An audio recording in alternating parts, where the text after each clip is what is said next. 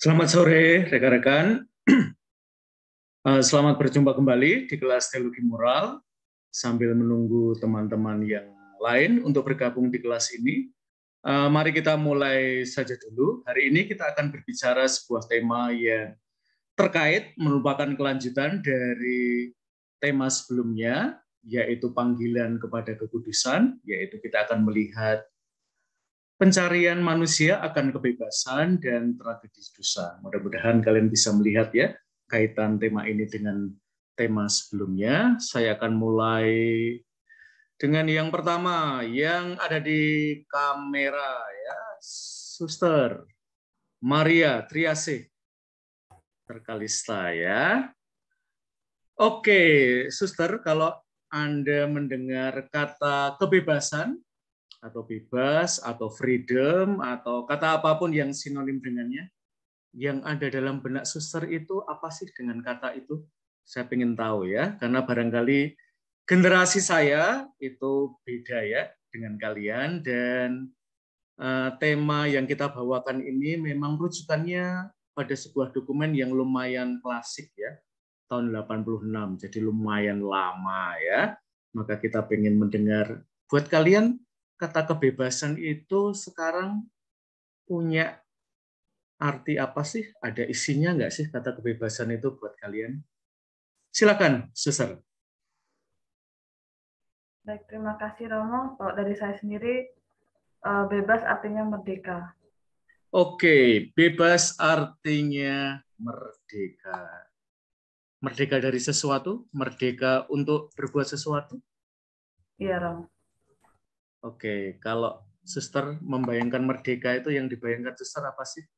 Boleh jalan-jalan keluar biara, boleh pulang malam, boleh naik sepeda motor, sekarang biasanya naik sepeda, atau apa sih buat suster sekarang? Kalau bagi saya sendiri, kalau merdeka bukan hal seperti itu ya, Romo. Lebih kepada kebebasan memilih, Romo. Kebebasan untuk memilih. Ya, saya tulis ya, agar teman-teman nanti yang baru join bisa ngikutin ya. Kebebasan untuk memilih.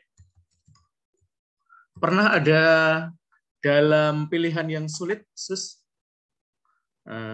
Ketika pilihan itu mungkin tidak gampang diambil ya, dan saya mesti ambil salah satu, jadi mungkin suster ada dalam dilema ya, nanti kita akan bicara juga dilema moral.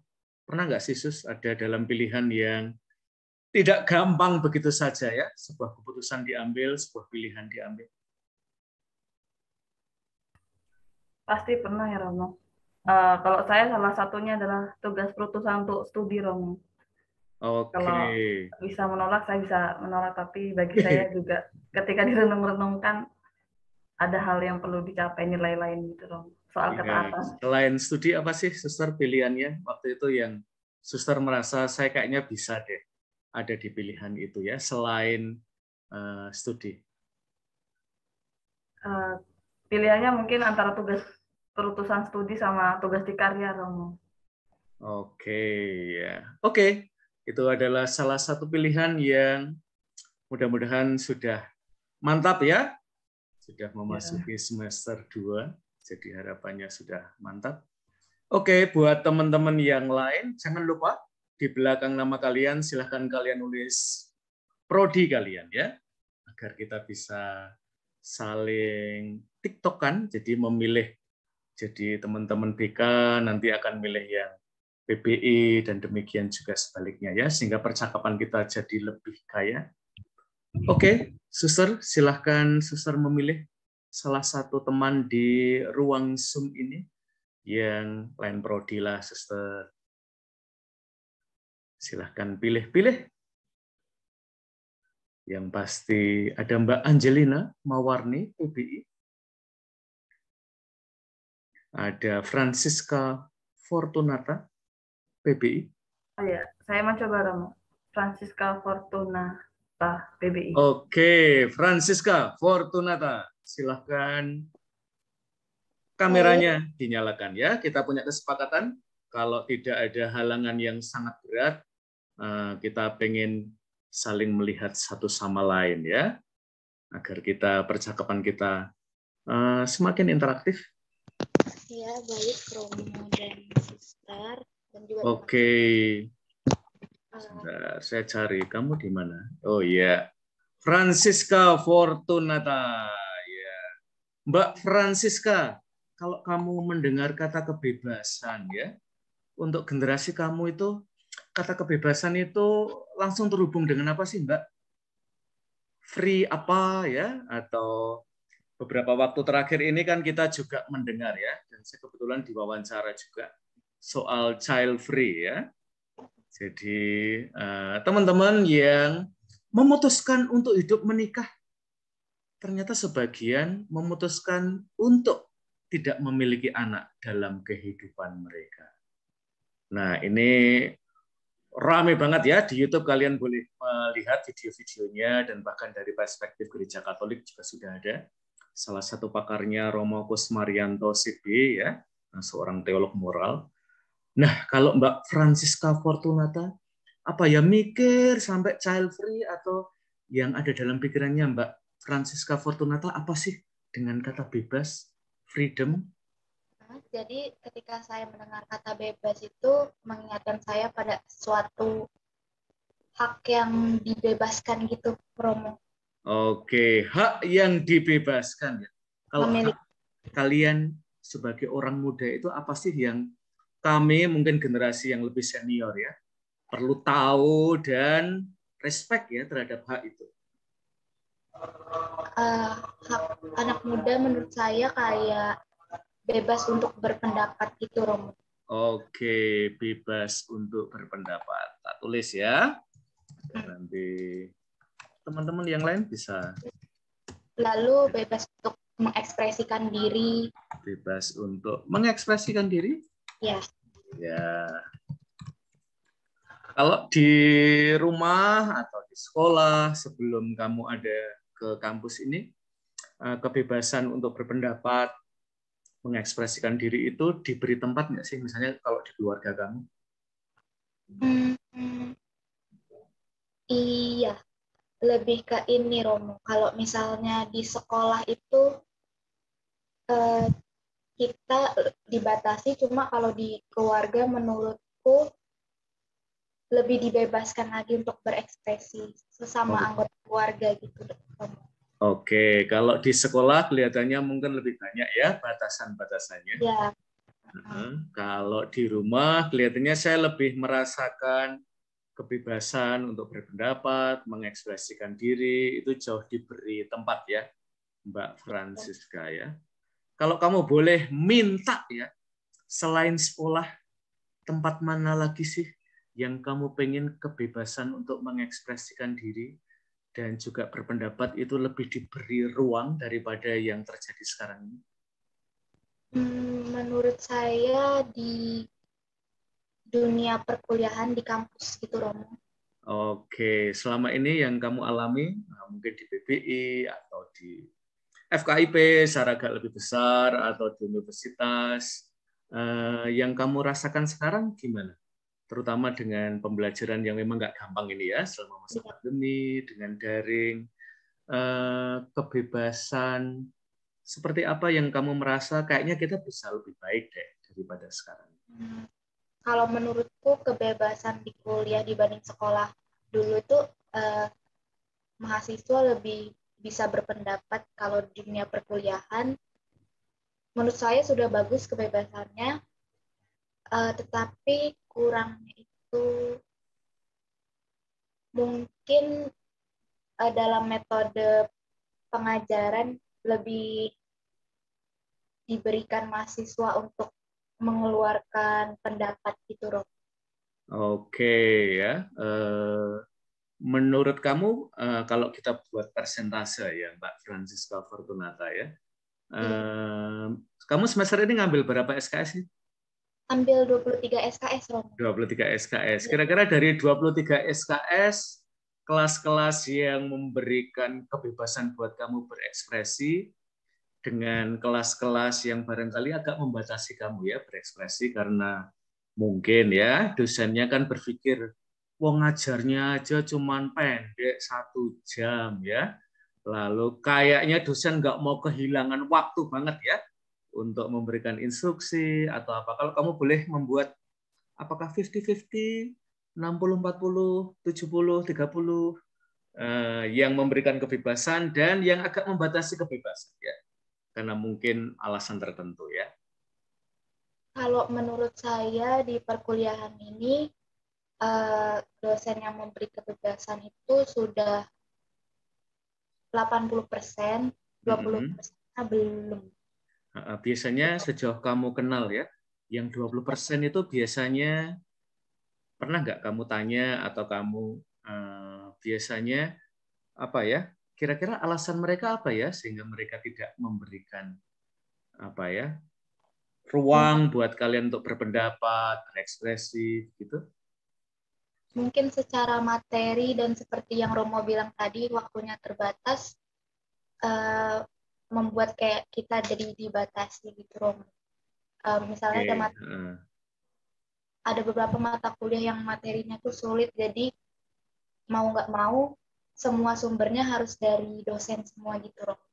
Oke ya, barangkali karena tingkat kesulitan ya, mata kuliah, waktu yang terbatas sehingga dan belum menemukan ya apa ya proporsi yang pas ya, barangkali lebih di mata kalian lalu kayak lebih instruksional ya pengajarannya. Oke, Mbak Francisca Fortunata.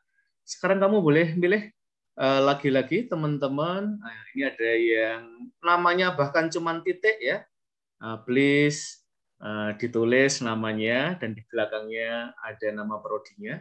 Bagus Ivan belum nulis nama prodinya, Arta Putra juga belum ya. Kiara Puspa juga belum. Naskah Frederica VDT juga belum. Nah, sekarang Mbak Francisca milih yang BK. Saya pilih mungkin Mbak Brigita Puspita Dwi Arumdari dari BK. Brigita Puspita Dwi Arumdari BK. Iya. Ya, di mana kamu Mbak? Suaranya kedengeran? Ya, wajahnya yang belum kelihatan Mbak. Oh, bentar. Ya. Oke, Mbak Birgita.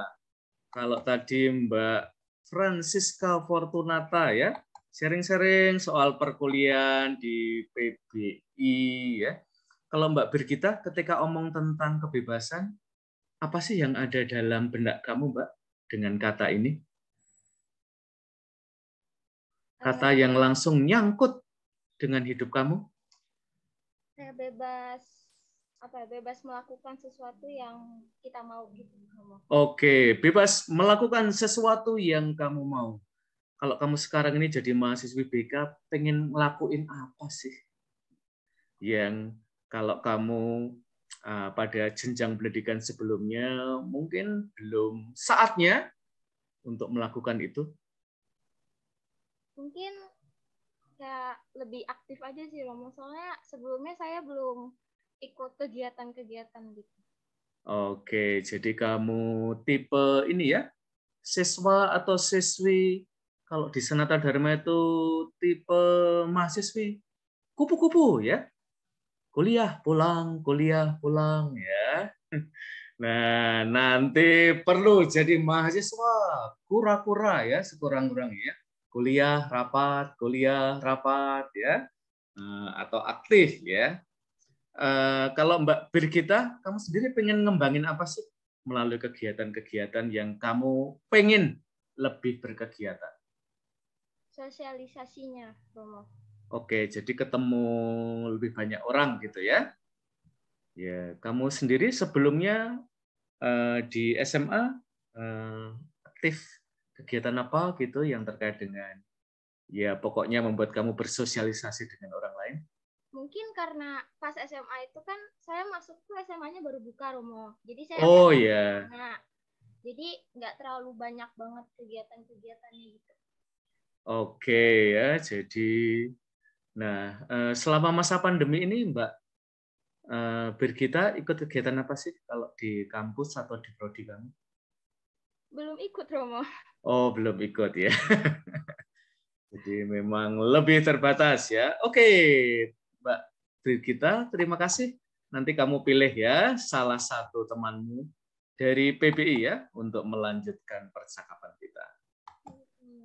Nah, di dalam buku yang menjadi referensi ya untuk pembicaraan kita, kebebasan dihubungkan langsung dengan dosa ya. Nah, kita tidak akan secepat itu menghubungkan kebebasan dan dosa karena bisa juga ya kebebasan itu kita hubungkan dengan kesucian juga, tidak hanya dengan dosa ya. Nah, ini buat kalian yang apa ya, senang nonton-nonton drama Korea gitu ya. Ada sebuah tayangan yang nanti boleh kalian tonton ya. Ada dua versinya.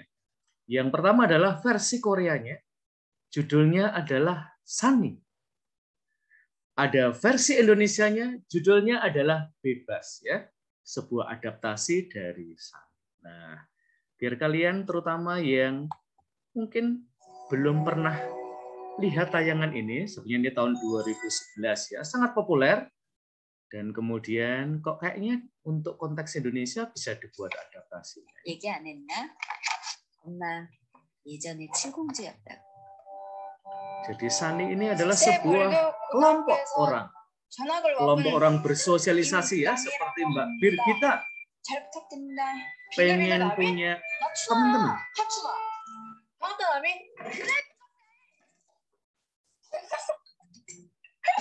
조원진님 국문과 교수집 딸내미인데 입만 열면 몇 살이야? 서치까지 무당동이야. 그이야옥이야 서구목이. Ini dunia yang baru saja kalian lalui ya, masa-masa SMA, mungkin kecuali para suster ya, sudah agak lama dikit ditinggalkan. 아까 우리 반에 예쁜애 봤지? 뭐라? 걔까지 해서 우리 멤버야 멤버? 어이! 소녀쌤! 뒤에 아이는 뭐냐? 야 오줌 쌀라 그런다 야. 비행이라고 들어봤냐? 귀신이 들렸단 얘기지. 이런 씨부라! 나미를 우리 멤버로 영입하는데 이해할까이? 그냥 한번 건드리는 건 우리 전체를 건드리는 거고.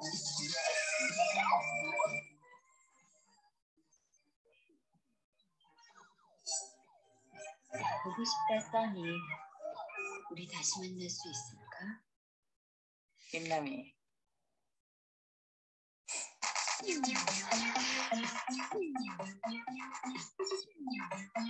Jadi ada the sunniest moment, momennya kelompok Sunny yang paling momen.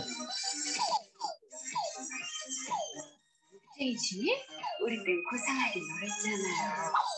미친년. 책읽고 클래식 듣고. Oke, salah satu pertanyaan yang diajukan di dalam film ini dan juga dalam versinya yang Indonesia, Bebas adalah kalau kamu punya 2 bulan saja waktu tersisa dalam hidup, apa yang ingin kamu lakukan? Nah, untuk pertanyaan yang lumayan berat ini, Mbak Birgita silahkan mencari korbannya ya. Anak PBI silahkan dicari satu-satu. Siapa ya yang kira-kira Mbak Birgita mau tanya? Kalau saya cuman punya waktu 2 bulan tersisa untuk hidup, saya mau ngelakuin apa ya? Nah, di film Sunny dan di film Bebas, itu yang mereka lakukan adalah saya mau reuni dengan teman-teman SMA saya. Jadi ada salah satu anggota yang sedang sakit parah, menunggu ajal, dan dia pengen banget ketemu lagi dengan teman-teman yang sangat berkesan dalam hidup dia, yaitu teman-teman SMA. Nah, kalau kalian diberi waktu 2 bulan tersisa, kira-kira kalian mau ngelakuin apa ya? Silahkan Mbak Birgita menunjuk teman kamu dari PBI. Marcella Andinda. Oke, Mbak Marcella Adinda. Oke, Mbak Marcella Adinda. Ya, pertanyaannya gampang nggak sih, Mbak?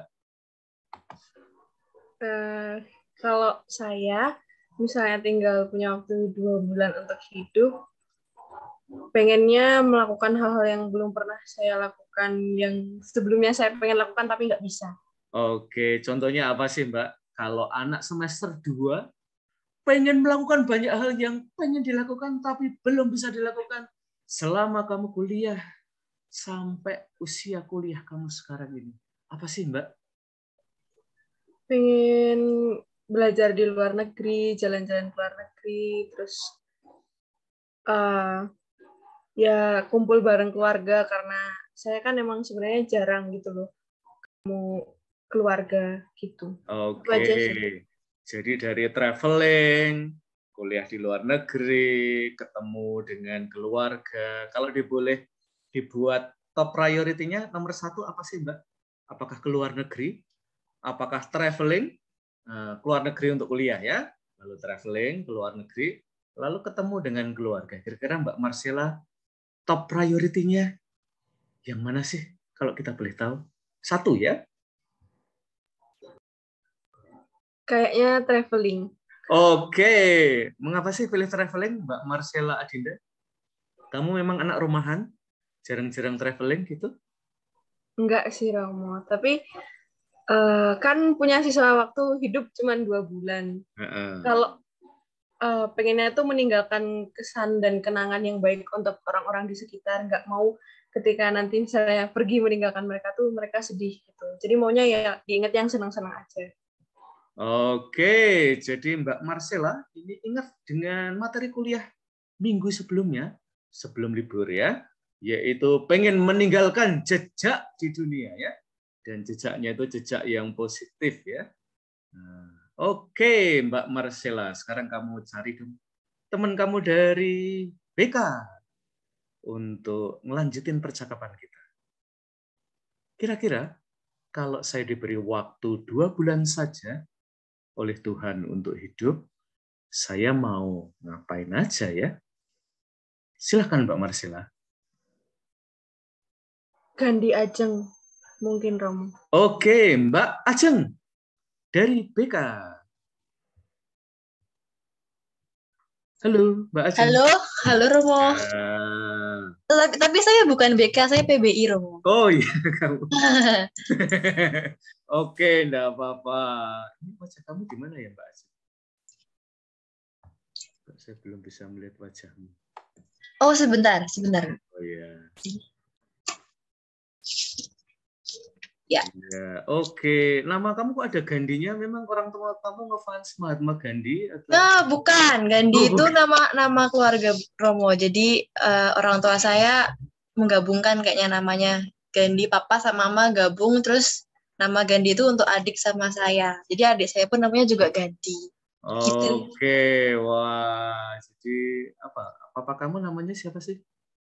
Yang Gan-nya atau Di? Papa itu yang kalau nggak salah yang D-nya, mama yang Gan. Oke deh, wah. Ternyata mereka sudah meninggalkan jejak dalam nama kamu ya, Mbak Gandhi ya. Nah, tadi Mbak Marcella udah sharing mau traveling ya kalau cuman punya waktu 2 bulan untuk hidup ya. Kalau Mbak Gandhi, wah sudah diberi nama Gandhi ya. Kira-kira Mbak Gandhi mau ngapain ya kalau kamu tinggal punya waktu 2 bulan untuk hidup ya? Kalau saya punya waktu 2 bulan, paling saya lebih mikir quality time sama keluarga. Pertama, mungkin lebih sering di rumah sama orang tua, terus mungkin baru ketemu Pak De Bude, sepupu-sepupu yang lain. Terus kayak ketemu cerita, sharing kira-kira kita tuh selama aku 21 tahun hidup itu udah ngapain, terus Pak De Bude yang lain tuh sudah punya cerita unik apa yang bisa di-sharing kayak gitu mungkin Romo. Oke, kelihatannya penting banget ya keluarga buat Gandhi ya. Ya, kayak keluarga tuh menurutku ya kemana lagi kita lari kalau bukan ke keluarga, kan begitu, Rom. Oke, kemana lagi kita pergi kalau tidak ke keluarga ya? Kadang-kadang temen, saya mau ke tempatmu, waduh saya sedang pergi, nggak ada waktu next time aja ya. Kalau keluarga kayaknya nggak pernah bilang next time deh ya. Iya. Oke, terima kasih, menarik sekali, Mbak. Sama-sama, Romo. Oke, sekarang Mbak Gandhi bisa nemuin teman BK? Kalau BK saya kurang kenal, Romo, taunya PBI. Oh ya udah, nggak apa-apa lah. Oke. Dari PBI ada namanya Monica Kinanti, Romo. Oke, Mbak Monica Kinanti disapa oleh Mbak Gandhi Ajeng. Kira-kira Mbak Monica, kalau kamu tinggal punya waktu 2 bulan untuk hidup, Mbak Monica mau ngapain ya?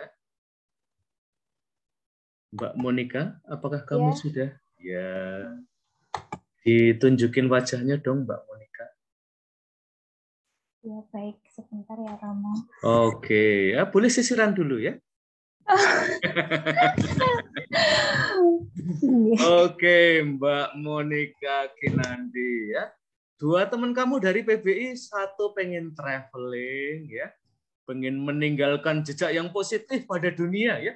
Bahwa Mbak Marcella sudah menginjakkan kaki di Paris, di New York ya, di Kapadokia. Malah itu nggak menginjakkan kaki ya, tapi terbang ya. Mbak Gandhi Ajeng, gak usah jauh-jauh lah. Quality time dengan keluarga, dengan Pak D, Bu D. Kita udah ngapain aja sih selama Mbak Gandhi itu udah 21 tahun. Kayaknya cerita-cerita nggak akan habis ya 2 bulan terakhir itu. Kalau Mbak Monica Kinanti kira-kira mau ngapain ya Mbak? Kalau saya pribadi, saya sama sih seperti yang jawabannya Mbak Ajeng, mau quality time sama keluarga. Tapi quality time-nya itu juga traveling. Jadi kayak double. Jadi kayak sama keluarga travelingnya gitu. Jadi boros loh Mbak, kalau 2 bulan piknik ya. Ya kan untuk terakhir ya. Romo, kan untuk terakhir kali kenapa enggak gitu kan. Pokoknya kita andekan keluarganya, orang tuanya Mbak Monica Kinanti ini tidaknya good looking tapi good rekening ya. Jadi bisa memfasilitasi Mbak Monica Kinanti untuk traveling ya. Kalau seperti Mbak Ajeng tadi, mengapa sih buat Mbak Kinanti quality time buat keluarga itu penting banget buat kalian? Karena itu sejak dari saya lulus SD itu saya udah pergi, maksudnya keluar dari rumah gitu loh, mau pergi ke asrama. Nah, jadi sejak itu tuh kayak apa ya? Saya sama ibu sama bapak itu deket, cuman deketnya itu ya kalau pas lagi libur aja. Jadi kayak untuk waktu liburan bersama itu tuh kurang banget. Jadi kayak pengen lebih mendekatkan diri dengan mereka ya dengan cara kayak piknik, liburan, traveling bareng kayak gitu. Oke, jadi semacam redeeming lost times ya. Ya, ketika kamu tinggal berjarak dengan mereka ya, LDR dengan mereka ya, karena tinggal di asrama. Oke deh. Ya, kalau Mbak Kinanti pernah nggak sih ini merasa bahwa orang tua kamu itu mengekang kamu? Tinggal di asrama itu cita-cita nggak sih buat Mbak Monica Kinanti ya? Kan ada yang pokoknya keluar dari rumah ya, itu cita-cita saya. Awalnya itu cita-cita Romo, tapi pas di pertengahan jalan itu kayak sedikit paksaan jadinya. Jadi agak kepaksaan. Awalnya emang cita-cita, tapi pas sudah di tengah-tengah kok jadinya kayak agak dikit dipaksa nih sama orang tua untuk kayak bertahan. Padahal sebenarnya itu realitanya udah nggak tahan, tapi di-push terus kayak ayo sebentar lagi pasti bisa tapi 6 tahun. Kalau kamu melihat-lihat ya sekarang ya semacam retrospektif gitu ya, tinggal di asrama sama tinggal di rumah, kamu merasa lebih bebas di mana sih? Jujurnya kalau untuk kedisiplinannya itu lebih bebas di rumah. Tapi kalau untuk hal-hal yang kayak apa ya, lebih kayak keuangan seperti itu lebih kalau pas lagi di asrama, Romo. Oke ya, jadi ada plus minusnya. Iya, benar. Orang tua saya dulu juga ini ya, 2 dari kami itu tinggal di asrama ya. 1 dari di asrama Samirono ya, STC 1. Lalu kemudian nggak cukup cuma 3 tahun di STC 1 ya. Lalu lanjut di Santikara 4 tahun ya, karena dia kuliah di UGM. Saya juga, lalu 2 anak itu tinggal di rumah ya, dan memang produknya beda ya, antara anak rumahan dengan anak asrama ya. Dan ada plus minusnya. Nah, teman-teman buat yang kepo, sebenarnya film Sunny versi Indonesia kayak apa sih, Romo?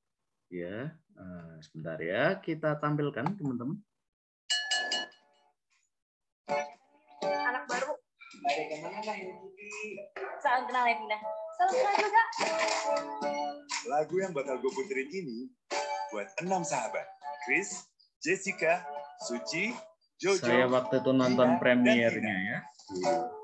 Saya kira di CGV. Dokter bilang apa? Kabarsari ya. 2 bulan lagi.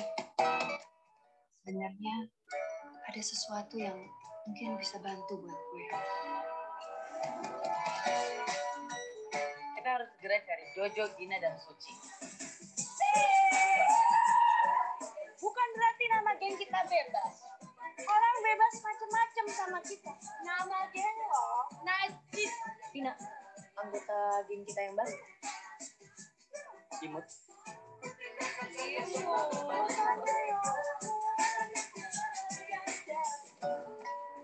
Ajak temennya masuk ke dalam, lo bukan ibu gue. Jagoan aja ya. Ada nggak hal-hal yang pengen banget lo kerjain, tapi belum sampai? Minta nama sama acara radio kan, Bang? Kampungan. Gue paling benci sama orang yang suka ngegencet. Temen ingusan lo itu pengecut. Jadi lo harus saling. Keempat diri sendiri.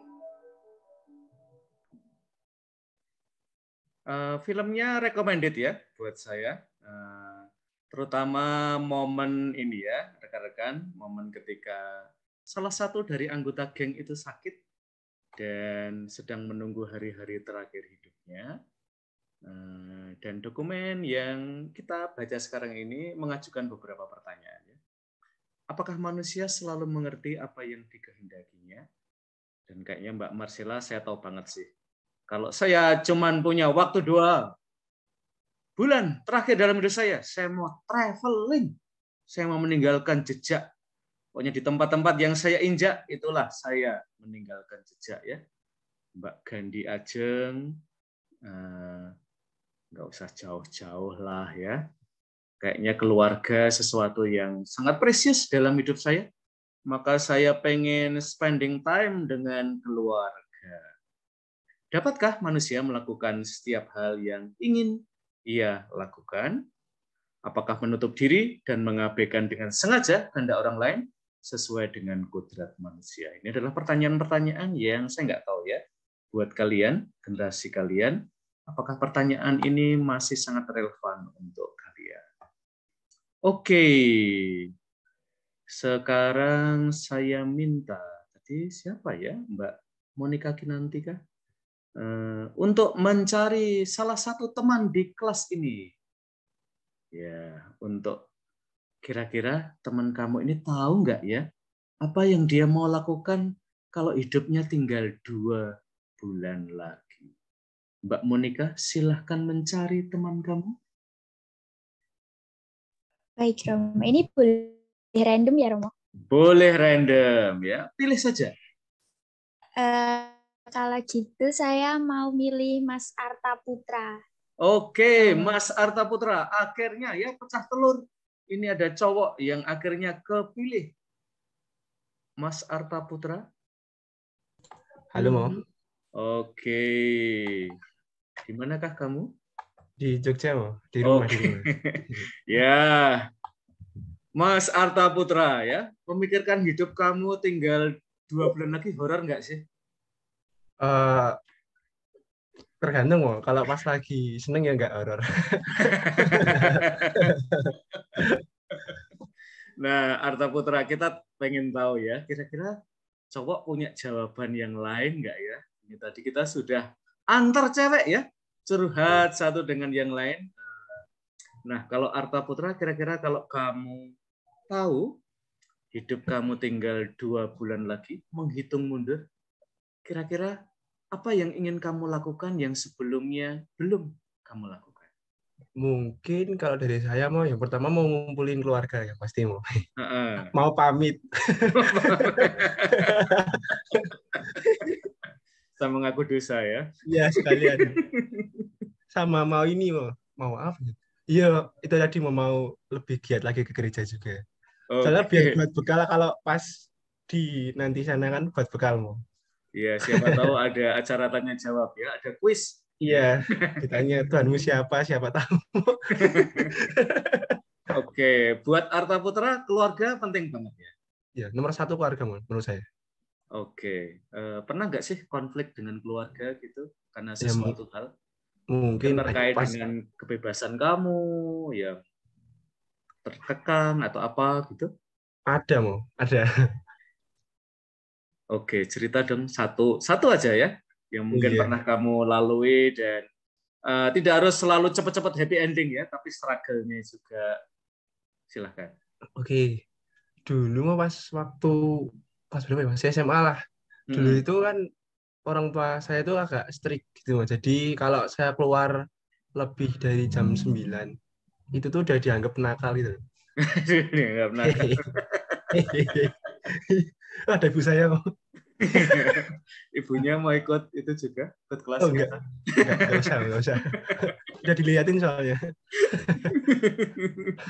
Terus kamu sendiri, kamu bisa make meaning of it nggak? Maksudnya orang tua kamu punya apa ya gambaran tentang waktu, bahwa setelah jam 9 ini apa ya waktu yang tidak favorit ya untuk generasi mereka. Gampang nggak sih Arta kamu akhirnya ya kita punya respect ya pada orang tua dari generasi lain. And how do you deal with it yang penting ya. Gampang nggak sih berdamai dengan jam 9 itu dalam hidup kamu? Awalnya susah mau karena kan dulu kan waktu itu kan perginya cuma untuk main doang. Terus habis itu kan saya kenal teman-teman gereja terus diajak kayak ayo ke gereja aja. Dan pasti kalau ada event-event tertentu itu di gereja itu pulangnya malam mau. Bisa jam 12, bisa jam 1. Nah, dari situ motif baliknya bisa keluar malam tuh dari situ.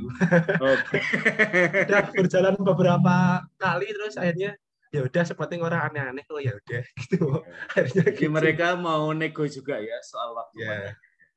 Betul begitu. Oke ya, ini sesuatu yang mungkin pada usia kamu ya awalnya dianggap mengekang kebebasan ya. Kalau kamu sendiri misalnya kamu akan jadi future father ya, kira-kira kamu akan apa ya menerapkan yang orang tua kamu pernah terapkan pada kamu, atau soal waktu kamu jauh lebih fleksibel terhadap anak-anak kamu? Mungkin tergantung keluarnya ngapain kalau dari saya.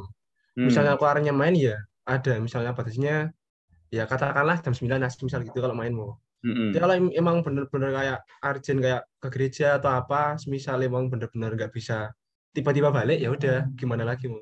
Yang penting pulangnya hati-hati. Oke, dan memberitahu mungkin ya. Ya. Bahwa apa ya tidak bisa pulang tepat waktu dan seterusnya ya. Oke, Arta Putra, ini menarik sekali ya. Ternyata beda generasi cara memandang waktu juga berbeda ya. Betul. Saya dulu suka ini ya, karena saya pernah jadi wakil rektor 3 bidang kemahasiswaan di Sadar ya. Suka lucu juga ya. Misalnya jam 10 malam kayaknya udah siap-siap mau istirahat ya. Dan kemudian di WA oleh mahasiswa ya. Oh, yuk keluar yuk.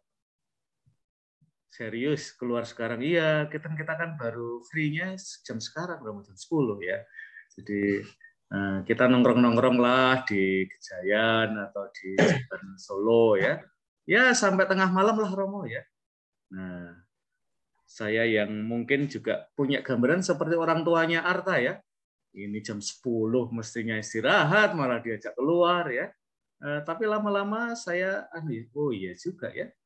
Mereka sebelum jam 10 kayaknya belum free ya. Nah, saya merasa jam 10 itu saatnya untuk ya free dalam arti istirahat ya. Dan ya nego ya. Dan akhirnya kayaknya sering keluar malam ya. Karena suka udah ditungguin di luar ya, tidak hanya mereka SMS ya, tapi kendaraannya sudah ditaruh di luar ya. Romo nggak usah bawa kendaraan, nanti kita goncengin aja ya, biar cepat ya. Oke, Arta, kamu boleh pilih salah satu teman kamu. Cowok deh, cowok ya, biar cowoknya tambah. Kak, cari di partisipan. Oke, ya. Jangan salah, Gandhi bukan cowok ya? Iya, itu satu kelas Pak Mo. Satu kelas Mo. Kalau sampai salah sebut, wah itu aduh ya. Michael Bagus Mo. Michael Bagus. Betul. Ya. Teman-teman, nanti dalam pencarian kalian ya tentang kebebasan yang sejati, mungkin kalian akan menemukan ya, mungkin statement yang ada di layar kalian ini masih agak abstrak. Tapi kalian nanti mungkin akan menemukan kebebasan sejati itu justru kalau kita menghidupi kebenaran dan keadilan ya. Tidak selalu populer dua kata ini. Buat kalian mungkin perlu pengalaman perjumpaan ya. Misalnya saya dua kata ini baru hidup ya. Juga seusia kalian saya waktu itu. Tetapi waktu itu saya berada dalam sebuah peristiwa sejarah Indonesia ya, yaitu 98. Dan waktu itu saya jadi anggota tim relawan untuk kemanusiaan yang membantu mahasiswa demo ya, dengan memberikan bantuan logistik, bantuan medis, dan kemudian salah satu teman saya ditembak meninggal, dan itu mengubah hidup saya ya. Tema keadilan dan kebenaran itu menjadi kata yang besar dalam hidup saya. Bahkan sekarang ini saya masih menemani keluarga-keluarga yang mencari keadilan dan kebenaran di negeri ini. Udah lebih dari 22 tahun nemenin mereka. Belum berhasil, tetapi saya menemukan ya kebebasan saya, ya saya hidupi dalam bingkai kebenaran dan keadilan itu ya. Oke, Michael sudah siap? Halo? Apakah Michael ada? Namanya Michael kan, Arta? Iya, Mo. Tadi ada Michael Bagus. Ini Michael Bagus. Ya, PBI. PBI. Michael Bagus ada? Oke, kelihatannya tidak terhubung. Arta boleh pilih yang lain deh. Oke. Tidak harus cowok juga nggak apa-apa. Oh iya, random aja ya, Mo. Oke, random aja. Oke, siapa ya? Francisca Fortunata. Francisca Fortunata sudah tadi. Udah, Mo. Udah. Ini aja, Matilda Galuh aja, Mo. Kayaknya belum. Oke. Siapa tadi namanya? Matilda Galuh. Oke, Mbak Matilda Galuh. Halo. Oh iya, Mbak Matilda Galuh. Mendengar kami, Mbak Matilda? Ya. Ya, oke. Oh iya, oke Mbak Matilda. Ya. Nah, setelah mendengarkan sharing teman-teman kamu, Mbak Matilda, kira-kira Mbak Matilda ini, kalau Tuhan itu memberikan waktu yang tidak terlalu panjang buat Mbak Matilda Galuh untuk hidup, tinggal 2 bulan lagi, Mbak. Nggak usah sedih dulu, Mbak. Ini pertanyaannya belum ya. Oke. Mbak Matilda Galuh mau ngapain ya dalam waktu yang masih tersisa itu? Aku kurang lebih sama seperti yang lain, Romo. Yaitu menghabiskan waktu bersama keluarga. Pokoknya tuh dipuas-puasin bener gitu sama keluarga. Oke, kalau selama ini ya, kamu termasuk merasa diri sangat dekat dengan keluarga, mereka menjadi part of your life ya. Seberapa dekat sih Mbak Matilda sekarang ini kamu dengan keluarga? Ya, deket. Deketnya itu kalau persen-persenannya 80%. Oke, kalau acara-acara kebersamaan kamu dengan keluarga yang menurut kamu memorable ya, kalau nanti kamu pada hari-hari terakhir hidup kamu inget-inget gitu, boleh menyebut nggak momen yang menurut kamu ini momen yang sangat quality time banget ya saya dengan keluarga? Sederhana sih Romo, pas waktu hujan deras gitu, semua pada di rumah terus makan bareng gitu. Itu aku udah seneng banget. Oke, jadi Mbak Matilda Galuh itu bahagianya itu simpel banget ya. Hujan deres, kumpul bareng, makan bareng itu sudah sesuatu ya buat Mbak Matilda Galuh. Pernah nggak sih merasa keluarga itu mengekang saya gitu? Enggak terlalu sih, Rom. Tapi kadang juga tergantung sih. Mereka biasanya agak mungkin memberi batas pada Mbak Matilda Galuh dalam perkara apa sih?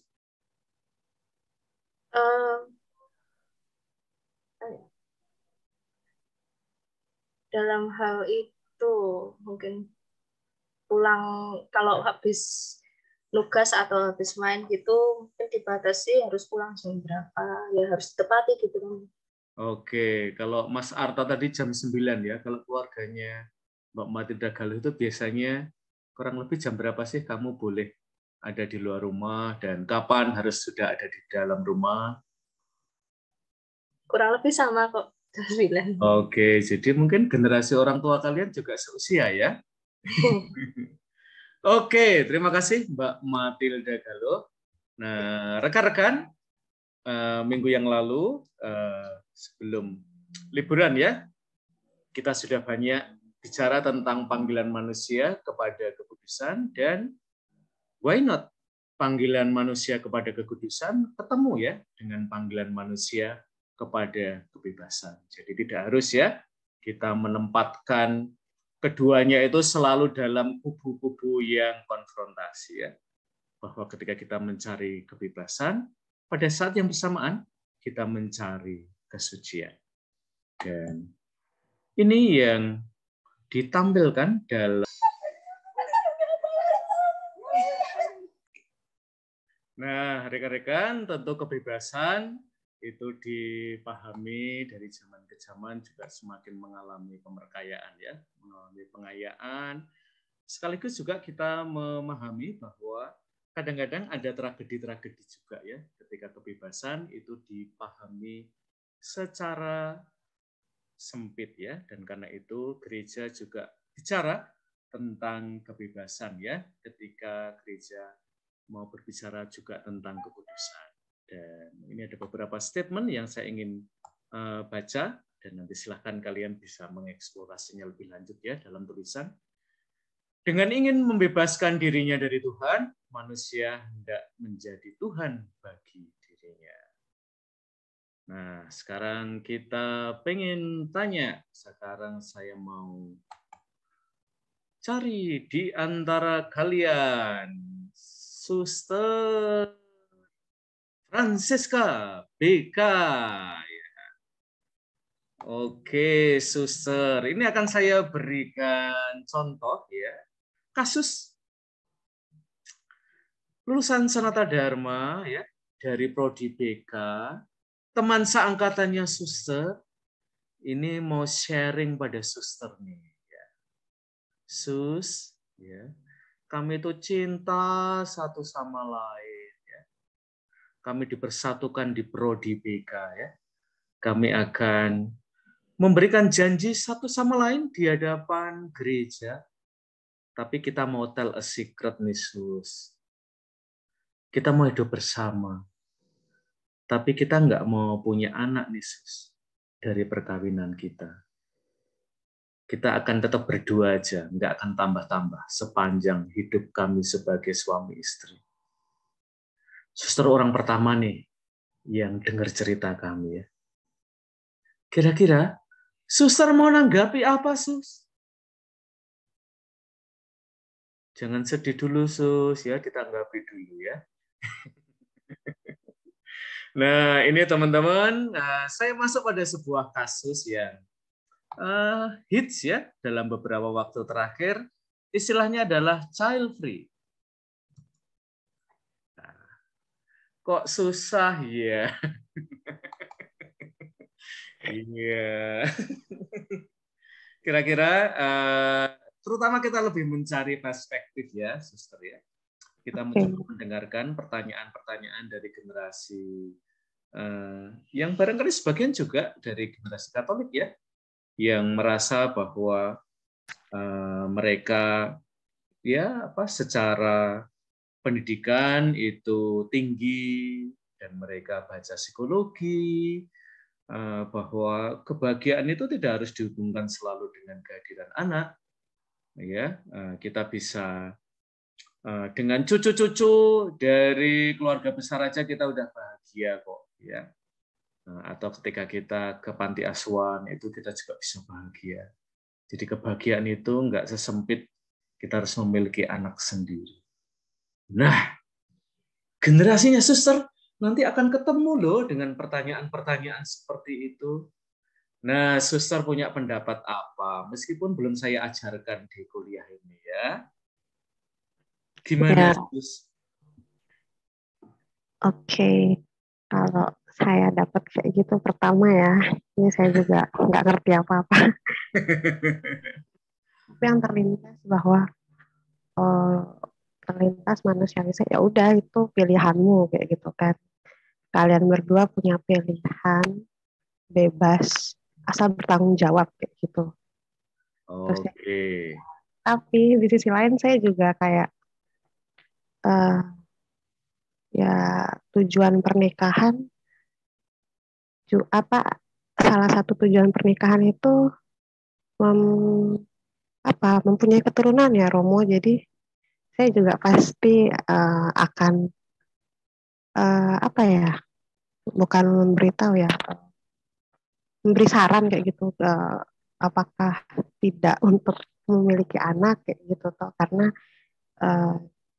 salah satu tujuan perkawinan kan itu kayak gitu, untuk ya memperbanyak keturunan, itu sih yang saya ingat ya. Tapi secara moralnya bahwa itu pilihan masing-masing pribadi di luar moral gereja dan segala macam, saya akan mengatakan bahwa itu pilihanmu, asalkan pilihan yang bebas dan bertanggung jawab di hadapan Allah tentunya. Oke, ya. Karena kan ada fenomena ya sekarang kayak di Eropa itu orang banyak yang nggak punya anak tapi memelihara anjing gitu ya. Tuh, karena mungkin biaya hidup anjing lebih murah. Meskipun mahal ya untuk orang Indonesia. Ya maksudnya kan anjing itu hidupnya paling lama paling berapa tahun kan, Rob? Tidak seperti anak yang maksudnya sampai dia lulus sekolah tinggi kayak gitu kan. Kalau ya memang anjing biaya hidupnya mahal, tapi mungkin menurut orang Eropa itu jauh lebih murah daripada memiliki anak kayak gitu. Terima kasih Romo. Kalau ada orang tua yang memandang anak sebagai beban ekonomi ya, yang harus ditanggung, Suster setuju nggak sih? Oh, saya nggak setuju, Romo. Nah, nggak setujunya karena apa? Sekarang ini umat nggak cuman, saya nggak setuju. Alasannya apa sih, Sus? Kan memang benar toh. Kalau kita lihat di baliho-baliho itu, Jalan Gejayan itu, Ring Road itu, mau beli rumah aja 500 juta, 750 juta. Mahal sekali ya sekarang ini hidup sebagai keluarga ya. Ya, saya kalau ada orang tua yang mengatakan anak sebagai beban, itu jahat banget kayak gitu. Jahat banget ya. Karena pertama mereka menikah katanya berlandaskan cinta. Mereka melakukan hubungan intim dalam keluarga kayak gitu, hubungan ya maksudnya mereka sebagai pasangan juga pasti ada landasan cinta, dan mereka tentunya punya rencana sebelumnya. dan mereka diberkati gitu. Dan anak adalah anugerah. Artinya bukan unsur tidak kesengajaan ya mereka punya anak kayak gitu. Pasti mau nggak mau mereka pasti punya rencana atau mungkin ya sebrengsek-sebrengseknya orang tua ya kalau nggak sengaja mungkin karena mereka memandang bahwa pernikahan tujuannya hanya seks kayak gitu. Jadi ketika anak itu lahir mereka tidak memikirkan kebutuhan ke depannya dan segala macam. Jadi ya wajar ya kalau ada orang tua yang memang pikirannya kayak gitu ya. Saya juga pernah melihat soalnya Romo. Ya jadi memang nggak paham apa tujuan mereka menikah dan punya anak, atau secara tidak langsung mereka menganggap anak sebagai beban tuh kayak misal kurang bertanggung jawab kayak gitu, geraknya lambat misalnya, sudah selayak dan sepantasnya bahwa orang tua itu membiayai anak, maksudnya punya perencanaan, ada pembagian manage uang kayak gitu, pendidikan, lalu untuk uang makan, jajan segala macam, kebutuhan sandang kayak gitu. Tapi tidak diperhatikan itu saja menurut saya seolah-olah orang tua menjadikan beban karena mereka jadi males untuk menghidupi anaknya, jadi kurang bertanggung jawab kayak gitu. Oke, terima kasih Suster. Ini kemarin ya ada sebuah postingan yang diedarkan di beberapa komunitas. Jadi orang muda, pekerja yang bisa menahan diri untuk tidak traveling terlalu banyak dan tidak ke tempat kopi terlalu banyak, bisa membeli rumah. Ya, lalu yang kedua adalah kata-kata dari Paus Fransiskus ya. Ketika bicara tentang anak sebagai beban, nanti Paus Fransiskus itu membuat sebuah perbandingan yang sangat menarik. Karena Paus Fransiskus itu dia justru mengisahkan keluarga-keluarga sederhana ya, yang tidak memandang anak sebagai beban, dan beliau itu mengambil contoh di keluarga-keluarga sederhana itu seringkali mereka memasak sup kacang merah ya, Suster ya. Nah, sup kacang merah itu seringkali waktu kita memasak, para ibu memasak, itu kadang-kadang ada tamu ya. Dan kita tidak bisa menambah kacang merahnya tambah banyak. Tetapi kita bisa menambah airnya ya. Sehingga lebih banyak orang yang bisa menyantap sup kacang merah itu. Meskipun supnya lebih banyak airnya, tetapi ternyata itu bisa memberi kepada orang-orang yang tiba-tiba mampir atau sedang berkebutuhan khusus.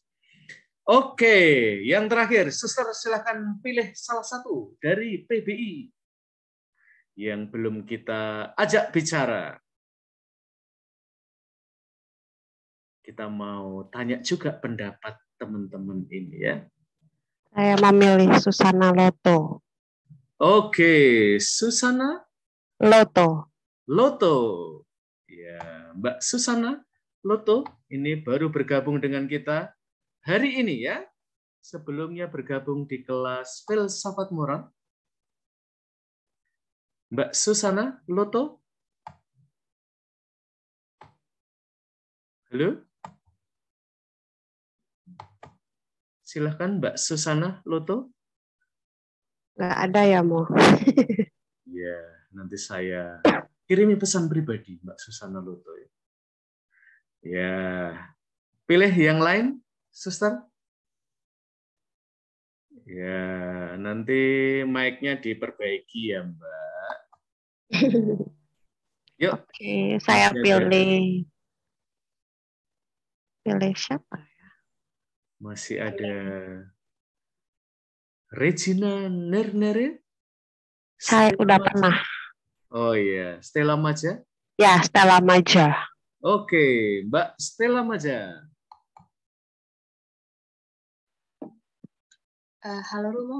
Halo Mbak Stella Maja. Ya, pertanyaannya sama sih dengan pertanyaannya Suster ya. Mudah-mudahan kamu juga tidak bilang pertanyaannya kok sulit banget sih Romo ya. Nah, salah satu pertanyaan moral ya yang diajukan oleh teman-teman, mungkin juga generasi kalian ya. Kalau ada orang mau menikah tetapi mau child free, gimana nih Mbak Stella Maja kalau menurut kamu? Menurut saya tidak bisa langsung bilang saya setuju atau tidak, karena sebenarnya saya juga tidak tahu latar belakang dia mau seperti itu, orang itu mau seperti itu. Jadi mungkin saya cuma bilang, ya kalau memang sudah pada pilihannya, mohon bertanggung jawab gitu sampai akhir. Terus, kalaupun saya yakin kalau mereka mengambil pilihan tersebut, pasti mungkin dilandasi oleh alasan yang kuat, mungkin dari masa lalu, masa kecil, atau tidak hubungan dengan keluarga. Jadi, menurut saya, ya sebagai manusia, saya harus mengesampingkan beberapa hal, termasuk pandangan agama saya, untuk beberapa hal yang memang tidak bisa saya paksakan gitu, pandangan saya. Menurut saya itu, Romo. Oke ya, tadi Suster Francisca sudah mengatakan ya, salah satu unsur yang penting dalam perkawinan Katolik adalah penerusan keluarga ya. Itu menjadi sesuatu, jadi kita perlu punya keterbukaan terhadap keluarga ya, kehadiran anak di dalam keluarga. Maka mungkin nanti kalau kalian keluarga Katolik dan pada awal kalian tidak punya keterbukaan itu, mungkin kalian tidak akan diizinkan untuk menikah ya. Kalian akan dicegat ketika kita sebut aja proses kanonik itu ya. Nah, tetapi tentu ini ya, bahwa di dalam masyarakat kita ya berkembang pandangan yang lebih memberikan tempat pada hak asasi manusia, memberikan tempat pada kebebasan, dan nanti kita perlu ngobrol-ngobrol ya, jadi tidak langsung membuat judgement atas keluarga itu. Apakah ada motivasi tertentu, tetapi mungkin juga apakah ada, nah ini penting juga ya, ideologi tertentu ya, yang diam-diam itu merasuki ya, ya kita sebagai generasi ya. Jadi misalnya apakah ini seperti itu Suster tadi bertanya ya, apakah ini mengapa orang menganggap anak sebagai beban ya, ini perlu kita perhitungkan juga ya. Sejak kapan ya anak itu dianggap sebagai beban daripada sebagai berkat atau karunia ya dalam hidup perkawinan ya. Bahwa kehidupan keluarga itu punya kesulitan-kesulitannya ya. Tidak berarti bahwa kita cepat nyerah ya dengan kesulitan-kesulitan itu. Lalu kita mencoba lebih mendengarkan, lebih empatik ya tentu dengan teman-teman ya, bahwa ya sekarang kenyataannya ya hidup sebagai keluarga itu tidak segampang barangkali yang kita bayangkan sebelumnya ya, berikut tuntutan-tuntutannya ya. Saya tidak tahu ya nanti Mbak Stella Maja ini kalau sudah nikah ya, berapa yang harus ada di rekening kamu ya untuk bisa nikah ya. Apalagi nanti kalau sudah mau bangun rumah dan seterusnya gitu ya. Jadi pembicaraan tentang kebebasan nanti menjadi sangat konkret ya pada pilihan-pilihan tertentu ya. Tentu secara pribadi kita memiliki kebebasan dan kebebasan itu sekaligus juga kita hidupi tidak dalam ruang kosong ya, tapi dalam masyarakat, di dalam komunitas agama dan komunitas-komunitas sosial yang lain ya. Kita nanti akan bicara lebih lanjut tentang hal itu, teman-teman. Nah, dan kita seringkali lagi on the journey ya ke situ ya. Dan mungkin itu yang mau dimaksud dengan kutunggu kau putus ya. Jadi ada waiting-nya ya.